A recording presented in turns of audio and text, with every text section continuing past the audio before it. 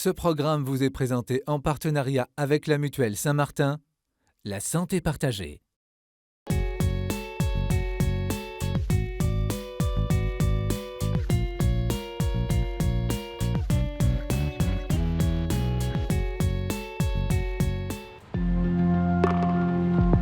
Elle s'appelle Jeanne, 22 ans.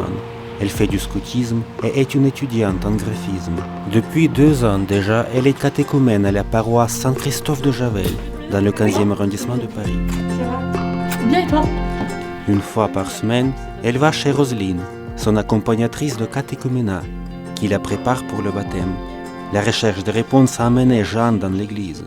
Pourquoi des gens sont animés à ce point-là par la religion ? Pourquoi des gens aiment à ce point-là Dieu ? Et pourquoi tout simplement en 2017, alors qu'il y a énormément de technologies, de nouvelles choses, pourquoi c'est toujours là ? C'est qu'il y a forcément quelque chose. Et moi, je voulais comprendre ça. Le père de Jeanne est juif, sa mère est catholique. Ses parents n'ont jamais pratiqué. Néanmoins, l'enthousiasme de Jeanne de devenir chrétienne donne un nouvel souffle à la foi de son accompagnatrice.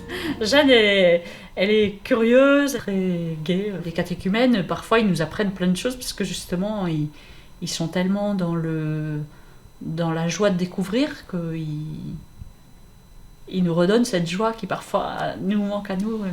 Les 2 ans de catéchuménat n'ont pas été toujours très faciles. Jeanne apprécie l'accompagnement de Roselyne, qui l'a guidée dans ses doutes et questions. Est-ce que je suis vraiment faite pour ça ? Est-ce que je suis prête à devenir réellement catholique ? Je ne me vois pas, par exemple, aller à la messe tous les dimanches. Je me sentais...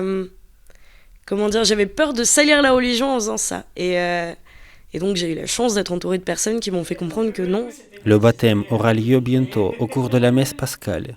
Roselyne pense que Jeanne a saisi le sens principal de la foi chrétienne. Dieu est amour, c'est quelque chose qui, par exemple, à Jeanne lui parle beaucoup. Pour moi, le principal, de toute façon, dans la vie, mais aussi dans la religion, c'est surtout les rencontres, l'amour, le partage, des choses qui me poussent à continuer mon catéchuménat.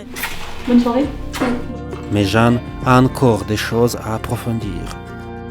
C'est important d'être dans une communauté, d'aller à la messe. C'est peut-être encore quelque chose qui est un peu, pour elle, abstrait. Pour Jeanne, c'est l'accompagnement et l'amitié de Roselyne qui l'ont aidé à aller jusqu'au bout de son catéchuménat.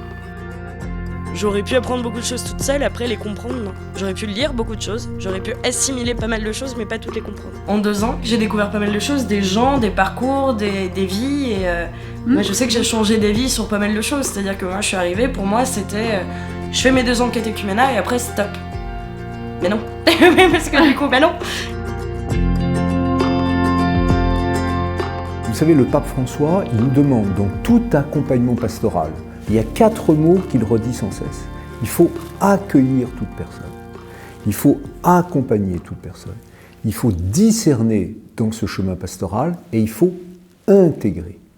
Il faut que dans l'Église, on soit témoin pour toute personne, quelle qu'elle soit, quoi qu'elle vive, de l'amour du Christ. Alors il y a ce chemin particulier du catéchuménat là, qui mène vers les sacrements de l'initiation chrétienne, la vie chrétienne. Et donc au long de ces 1 an et demi, 2 ans, on confie chaque catéchumène a un accompagnateur ou une accompagnatrice que le curé, le pasteur de la communauté, désigne.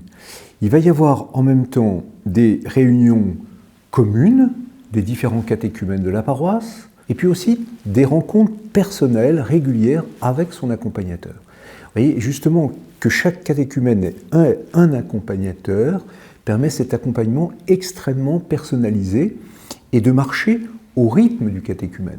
L'accompagnateur, il est un peu un frère aîné dans la foi. Normalement, il a déjà fait un certain chemin. Et il va partager ça avec le catéchumène.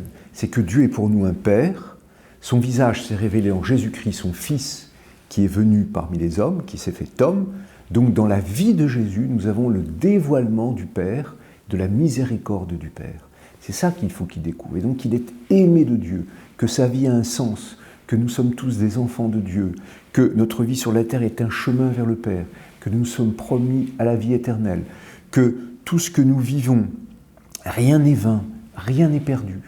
Même quand vient l'échec, le péché, la souffrance et même la mort, que tout cela est pris par le Christ et conduit par le Christ vers le Père. Ça, c'est la joie de notre foi. Si le catéchumène est là, présent, c'est que déjà Dieu a parlé en son cœur, Dieu l'a appelé, Dieu l'a touché d'une manière ou d'une autre.